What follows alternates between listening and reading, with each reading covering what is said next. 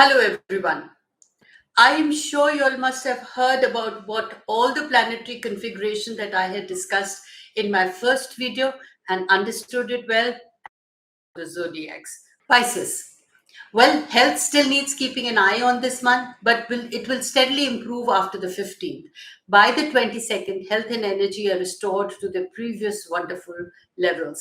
You're still in a yearly love and social peak until the 22nd. This month, you will be attracted to rich people and to health professionals. Romantic opportunities for singles can happen as you pursue your financial or health goals. However, there is still a need to bridge differences between loved ones and respect opposite viewpoints. Things are really slowing down in the world and in your life, with half the planets retrograde until the 27th. After that, as Mercury goes retrograde, it'll be 60% of the planets which start spinning backwards, and this has been the maximum for the year.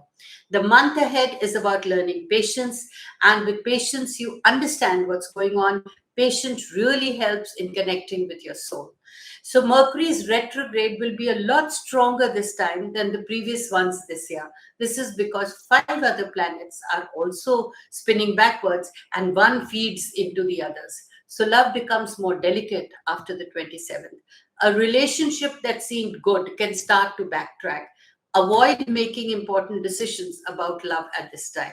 Your eighth house becomes strong after the 22nd, initiating a period for growing by cutting back, pruning the effects from your life.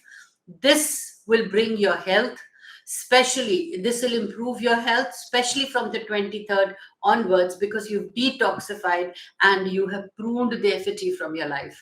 And your finances are going to be good from the 15th onwards. So it's good for detox and weight loss regimes.